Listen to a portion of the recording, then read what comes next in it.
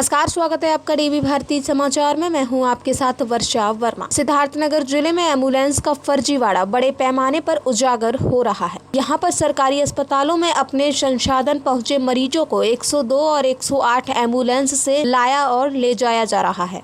बकायदा इसका कंपनी द्वारा भुगतान भी करा लिया गया है। इसकी जब जाँच शुरू हुई तो सबके होश उड़ गए। इनसे जो लिस्ट बनाई गई है, मरीजों के नाम के सामने उनका फ़ोन नंबर गलत इंगित किया गया है या फिर आशा वर्करों का नंबर डाला गया है। फर्जीवाड़े का आलम यह है कि कुछ नंबरों पर कॉल करने उरई जालौन जिले के निवासी बता रहे हैं, वहीं कुछ आशा वर्करों से फ़ोन पर बात करने पर वे बता रही हैं कि वे कोई भी पेशेंट सरकारी एम्बुलेंस नहीं ले गई हैं। उनका नंबर सूची गलत डाल दिया गया है। वहीं इस मामले की जांच कर रहे 102 और 108 एम्बुलेंस के नोडल अधिकारी डॉक्टर शेषभान गौतम ने बताया कि इसकी जाँच चल रही है। अभी तक इसकी संख्या इंगित नहीं हो पाई है कि इन लोगों ने कितने लोगों के इस तरह का फर्जीवाड़ा किया है। यहाँ तक कि मरीजों को पता भी नहीं चल पा रहा है कि इसकी गहराई से जांच की जा रही है। जहाँ तक फ़ोन नंबरों का सवाल है, ज़्यादा नंबर गलत हैं। जांच के हिसाब से काफ़ी गंभीर मामला है। सारी रिपोर्ट इकट्ठा की जा रही है, इसके बाद आगे की कार्रवाई की जाएगी। हाँ सर, ये जो एम्बुलेंस 102 108 में घोटाले की बात आ रही है, जिस हिसाब से कि मरीज आया ही नहीं, उसका नाम दर्ज कर लिया गया है, इसमें क्या कार्रवाई? ये स्टेट से सूचना हम लोगों की आई है, सभी लोगों की लिस्ट आई है ब्लॉकवार। उसको सारे ब्लॉकों में PSC CSC पे CSC पे दे दिया गया है और उसको सभी लोगों से इंक्वायरी कराई जा रही है। सबके नंबर ट्रैक कॉल कराए जा रहे हैं और कुछ आ रही हैं कि बहुत सारे नंबर ऐसे आ रहे हैं जो ट्रेस नहीं हो पा रहे हैं, या तो बंद आ रहे हैं या तो दूसरी जगह के नंबर आ रहे हैं। ज़्यादा नंबर आशाओं के आ रहे हैं, जिससे संभावना बन रही है। उसकी लिस्टिंग कराई जा रही है, जैसे उपलब्ध हो जाएगी सारी सूचना दे दी जाएगी। कितना गंभीर मामला इस तरह से? ये जांच के हिसाब से जब ज़्यादा गंभीर मामला लग रहा है, पूरी रिपोर्ट बनने के बाद पता चल जाएगा कैसे कैसे क्या करना है, आगे फिर पता। जैसे फ़ोन नंबर देखा जा रहा है, कोई चंदौली का नंबर बता रहा है, कोई आशाओं का नंबर बता रहा है, कोई गलत नंबर बता रहा है, फ़ोन नंबर भी उसमें पड़े लिस्ट। जी, फ़ोन हमने भी करवाया है। इसमें बहुत सारे नंबर जो दूसरी जगह के आ रहे हैं, दूसरे स्टेट के, दूसरे ज़िले के आ रहे हैं। बहुत सारे नंबर बंद आ रहे हैं या नॉट रिपीटेबल आ रहे हैं या गलत नंबर आ रहे हैं। उसकी सारी रिपोर्ट इकट्ठा की जा रही है। 1-2 दिन में सारी रिपोर्ट तैयार हो जाए। उत्तर प्रदेश के जनपद कासगंज पुलिस को बड़ी सफलता हासिल हुई है, जहां पटियाली पुलिस ने अवैध शस्त्र फैक्ट्री का भांडाफोड़ किया है। पटियाली पुलिस ने मुखबिर की सूचना पर हरगैन में रामकिशोर की छत पर अवैध शस्त्र फैक्ट्री को पकड़ा है। इसमें 2 अभियुक्तों को गिरफ्तार किया गया है। मौके से बने अधबने शस्त्र एवं भारी मात्रा में बनाने के उपकरण बरामद किए गए हैं। उक्त फैक्ट्री का भांडाफोड़ पुलिस अधीक्षक ने प्रेस कॉन्फ्रेंस के दौरान किया है। देखिए, हमारे कासगंज पुलिस को और हमारे जो थाना पटियाली टीम को बहुत एक अच्छी सफलता मिली है। पटियाला में पहले अपने जो थाना प्रभारी गंगा प्रसाद और उप निरीक्षक श्री अमरीश सिंह को बहुत बधाई देता हूँ। इन्होंने एक ये जो बरगेन कस्बा है, जो गांव है, वहाँ पे एक अवैध रूप से संचालित एक शस्त्र फैक्ट्री को जो उसका बांडा हमने फोड़ा है और उसमें 2 अभियुक्त गिरफ्तार हो गए हैं। अभियुक्त का नाम है एक रामकिशोर उर्फ डब्बू, ये भी बरगेन का रहने वाला है, बरगेन का, और वसीम खान, ये 2 पकड़े गए हैं।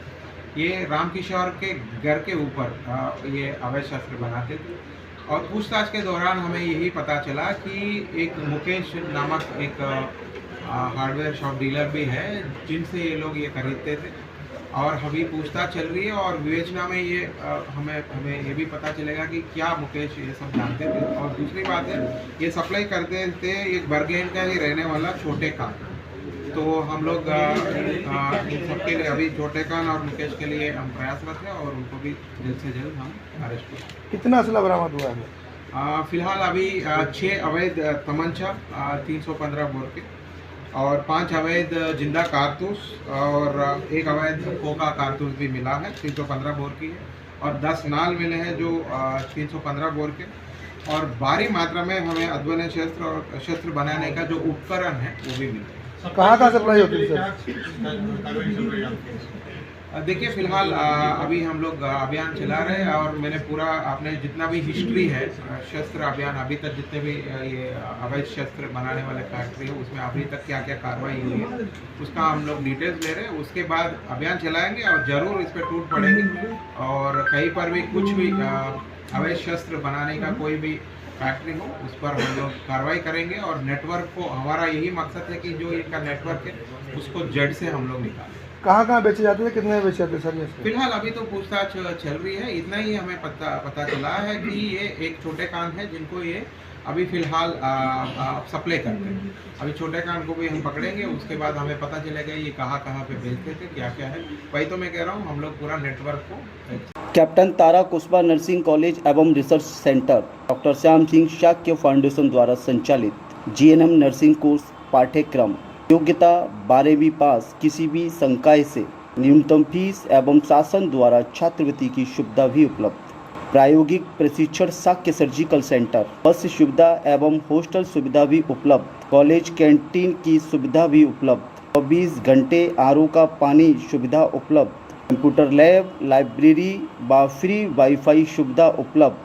पता एफसीआई के सामने, जीटी रोड, एटा, उत्तर प्रदेश। संपर्क सूत्र 9412282757 9456214024। फिरोजाबाद के थाना सिरसागंज के गांव सराय शेख निवासी राघव उम्र 24 वर्ष पुत्र राणा प्रताप अपने 3 दोस्तों के साथ शनिवार सुबह भाडरी नहर में नहाने गया था। नहाते समय राघव पानी में डूब गया। काफी खोजबीन की लेकिन कोई पता नहीं लगा। रविवार सुबह लोगों की सूचना पर परिजनों ने सूरजपुर नहर से शव को बरामद किया है। परिवारीजनों ने बताया कि 2 दिन पहले राघव दिल्ली से घर आया था। दिल्ली में वो एक प्राइवेट कंपनी में काम करता था। 3 साल पहले हुई थी शादी। परिजनों ने मीडिया को जानकारी देते हुए बताया कि राघव की शादी 3 साल पहले सपना के साथ हुई थी। उसका एक ऋषभ बच्चा भी है। घर वालों का रो रो कर बुरा हाल है। फिलहाल पुलिस ने शव को पोस्टमार्टम के लिए भेज दिया है।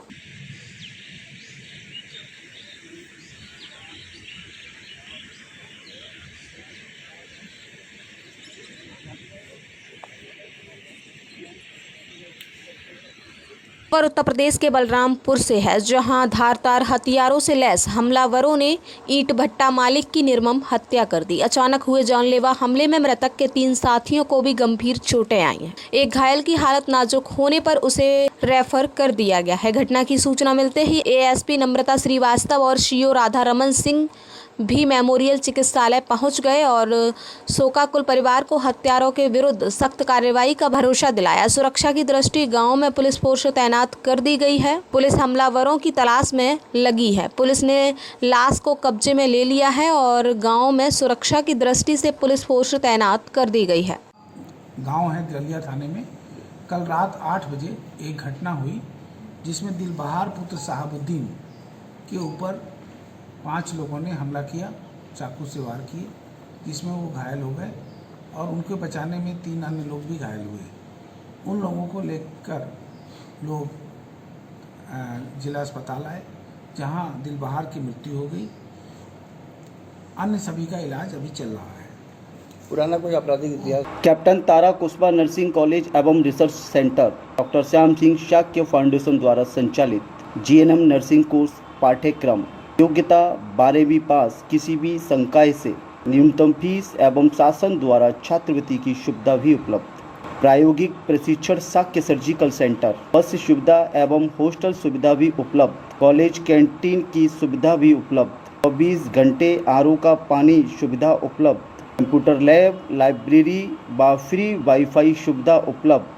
पता एफसीआई के सामने, जीटी रोड, एटा, उत्तर प्रदेश। संपर्क सूत्र 9412282757 9456214024। उत्तर प्रदेश के अयोध्या में शिक्षिका सुप्रिया वर्मा हत्याकांड का खुलासा डीआईजी एपी सिंह व एसएसपी शैलेश पांडे ने खुलासा किया है। नाबालिग प्रेमी ने की थी शिक्षिका सुप्रिया की हत्या। गहने व कैश चोरी कर हत्या को टर्न देने का किया था प्रयास। पुलिस के मुताबिक शिक्षिका से संबंध तोड़ने के लिए नाबालिग प्रेमी ने की थी हत्या। शिक्षिका संबंध बनाए रखने के लिए नाबालिग प्रेमी पर डाल रही थी दबाव। बदनामी के डर से अवैध संबंध से निकलना चाहता था नाबालिग प्रेमी। कोतवाली अयोध्या के श्रीरामपुरम कॉलोनी में 2 जून को दिन दहाड़े घर में घुसकर हुई थी हत्या।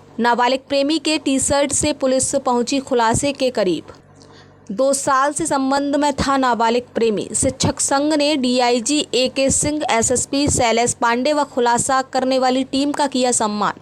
1 जून को एक सनसनीखेज मर्डर हुआ था यहाँ पे और उसमें एक यंग शिक्षिका थी, उसकी हत्या हुई थी। चूँकि केस में कोई इस तरह के साक्ष्य नहीं थे जिससे कि इसको नामित किया जाता, तो अज्ञात में ही मुकदमा पंजीकृत कराया गया था और इसकी विवेचना वरिष्ठ पुलिस अधीक्षक एवं इनकी टीम के नेतृत्व में बहुत ही गहनता से की गई और लगभग 1 महीने तक इसमें काफ़ी प्रयत्न किया गया। अब इसका अनावरण हो गया है और इसमें जो अभियुक्त है वो बिल्कुल नेक्स्ट डोर बॉय है, जो कि वो शिक्षिका से उसकी फ्रेंडशिप थी और काफ़ी इंटीमेट रिलेशनशिप हो गए थे। जैसा कि एसएसपी साहब ने बताया है कि वो इस बात से भयभीत रहता था कि ये बात खुलेगी तो समाज में उसकी स्थिति खराब होगी, दोस्तों में उसकी पोजीशन खराब होगी, इसलिए वो मुक्ति पाना चाहता था इस रिलेशनशिप से। लेकिन महिला के दबाव में और यह कहने पर कि उसके पास कई साक्ष्य हैं जिसका वो खुलासा कर सकती है बाद में, वो भयवश आता भी रहता था। तो इन्हीं कारणों को लेकर के उसने इस घटना को अंजाम दिया और घटना का अनावरण करने के दौरान जो पाया गया कि उसने जो भी ज्वेलरी वगैरह वहाँ से चोरी की थी अलमारी से, उसको उसने अपने घर में छुपा कर रखा था। उसकी निशानदेही पर उसको बरामद किया गया है और पूछताछ में उसने यह भी बताया है कि चोरी करने का उद्देश्य उसका यही था कि उसको ये घटना को एक अलग स्वरूप देना चाहता था। तो इस प्रकार से इस घटना का बहुत ही शानदार अनावरण हुआ है और मैं कप्तान साहब की टीम को 50,000 रुपये का इनाम अपनी तरफ से दे रहा हूं और इनको बहुत बधाई भी देता हूं, क्योंकि जब ये मुझसे कॉलन करने आए थे तो क्राइम फ्रंट पे जब मैंने पूछा कि आपका सबसे बड़ा कंसर्न क्या है, तो इन्होंने इस घटना का जिक्र किया था और ये कहा था कि हमने सारे विकल्प तलाश लिए हैं और सब पे काम किया है, लेकिन अभी ईश्वर हमारा साथ नहीं दिया है और भगवान ने साथ दिया और जो क्लू थे उन्हीं क्लू के आधार पे इस केस का सफल अनावरण हुआ है।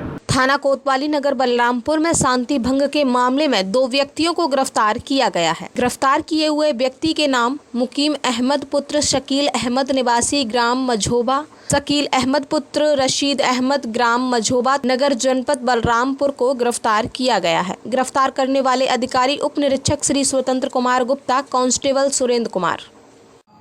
गांव है दलिया थाने में कल रात 8 बजे एक घटना हुई जिसमें दिलबहार पुत्र साहबुद्दीन के ऊपर 5 लोगों ने हमला किया, चाकू से वार किए, जिसमें वो घायल हो गए और उनके बचाने में 3 अन्य लोग भी घायल हुए। उन लोगों को लेकर लोग जिला अस्पताल आए, जहां दिलबहार की मृत्यु हो गई। अन्य सभी का इलाज अभी चल रहा है। पुराना कोई आपराधिक इतिहास? उत्तर प्रदेश के मेरठ में हापुड़ के थाना भोजीपुर अतरौली गांव में दहेज लोभी सास ससुर व देवर समेत पति ने एक विवाहिता को दहेज की मांग पूरी न होने पर मौत के घाट उतार दिया। सूत्रों की माने तो दहेज लोभी परिवार ने नव विवाहिता का पहले गला दबाकर मार डाला। बाद में परिवार का इससे भी दिल नहीं भरा तो मृतका को साक्ष्य मिटाने और पुलिस को गुमराह करने के लिए फंदे पर लटका दिया। मौके पर पहुंचे मृतका अंजलि के परिवार के लोगों ने मृतका की मौत पर जमकर हंगामा किया। मृतका के पिता ने पुलिस को दी तहरीर में बताया, राम अवतार ने अपनी पुत्री अंजलि 20 वर्षीय दीपक तोमर पुत्र सुखपाल तोमर निवासी ग्राम अतरौली में की थी। पुलिस ने दहेज हत्यारों के खिलाफ दहेज हत्या की धाराओं में मुकदमा दर्ज कर लिया है और हत्यारी सास को गिरफ्तार कर लिया है। कोर्ट में पेश करने के बाद जेल भेज दिया है। हमारी भी है, बहन हमारी भी है, ठीक है। तुमसे पहले हम आए यहाँ पर, तुम तो बाद में आए हो। हेलो, तुमसे पहले हम आए कि नहीं बताओ। हेलो,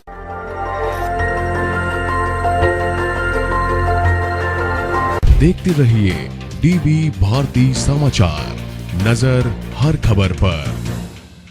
कैप्टन तारा कुशबा नर्सिंग कॉलेज एवं research centre doctor Shyam Singh Shakya foundation द्वारा संचालित जीएनएम नर्सिंग कोर्स पाठ्यक्रम योग्यता 12वीं पास, किसी भी संकाय से न्यूनतम फीस एवं शासन द्वारा छात्रवृत्ति की सुविधा भी उपलब्ध।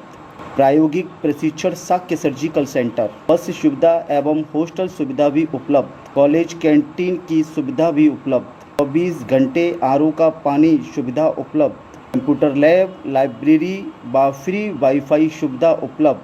पता एफसीआई के सामने, जीटी रोड, एटा, उत्तर प्रदेश। संपर्क सूत्र 9412282757